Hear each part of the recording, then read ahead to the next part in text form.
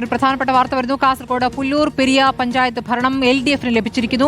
നറുക്കെടുപ്പിൽ CK സബിതയെ പ്രസിഡന്റായി തെരഞ്ഞെടുത്തിരിക്കുകയാണ്. Kottayam Erumeli ഗ്രാമപഞ്ചായത്തിലും LDF ഭരണമാണ്. തെരഞ്ഞെടുപ്പിൽ നിന്നും UDF അംഗങ്ങൾ വിട്ടുനിൽക്കുകയായിരുന്നു.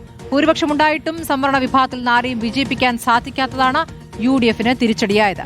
എറണാകുളത്ത് വെങ്ങോല പഞ്ചായത്ത് ഭരണം UDF സ്വന്തമാക്കി. 2020യും SDPയും വോട്ടെടുപ്പിൽ നിന്ന് വിട്ടുനിന്നു.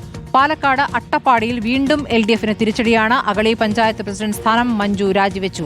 UDF അംഗമായി വിജയിച്ച മഞ്ജു LDF പഞ്ചായത്ത് അധ്യക്ഷ സ്ഥാനാർത്ഥിയായി മത്സരിച്ച് വിജയിക്കുകയായിരുന്നു. തെറ്റുതിരുത്തിയില്ലെങ്കിൽ നടപടി സ്വീകരിക്കുമെന്ന് ജില്ലാ നേതൃത്വത്തിന്റെ മുന്നറിയിപ്പിന് പിന്നാലെയാണ് നീക്കം. K അഖിലും സജോ ദേവസിയും ഇക്ബാൽ അറക്കിലും അരുൺ പൂപ്പറമ്പയുമാണ് വിവരങ്ങളുമായിട്ടുള്ളത്. ആര്യം അരുണിലേക്കാണ്. അരുൺ, പുല്ലൂർ പെരിയയിലെ തെരഞ്ഞെടുപ്പ് ഫലമാണ് വലിയ ചർച്ചയായിരുന്നത്. അവിടെ ഇപ്പോൾ എങ്ങനെയാണ് ഭരണം ആർക്കാണ് ലഭിച്ചിരിക്കുന്നത്?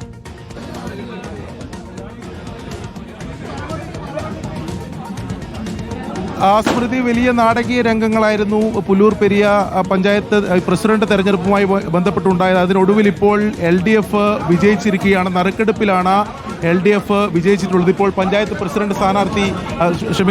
പ്രസിഡന്റായി തെരഞ്ഞെടുത്ത CK സബിത നമ്മോടൊപ്പം ചേരുന്നു. വലിയ നാടകീയ രംഗങ്ങൾക്കൊടുവിലാണ്. തീർച്ചയായും വളരെ സന്തോഷമുണ്ട്. ഈ വിജയത്തിൽ ഇടതുപക്ഷ ജനാധിപത്യ മുന്നണിയുടെ അനേകം സഖാക്കൾ പുറത്തുണ്ട്. അവരെല്ലാം സന്തോഷിക്കുന്നത് പോലെ അവരുടെ സന്തോഷത്തിലും അതേപോലെ തന്നെ ജനങ്ങളുടെ ക്ഷേമത്തിനു വേണ്ടിയിട്ടും നാടിൻ്റെ വികസനത്തിനു വേണ്ടിയിട്ടുള്ള ഒരു പ്രവർത്തനം നമ്മുടെ ഭാഗത്തു നിന്നുണ്ടാകും എന്നുള്ള ഉറപ്പുകൂടി ഈ ഒരു അവസരത്തിൽ നൽകുകയാണ്.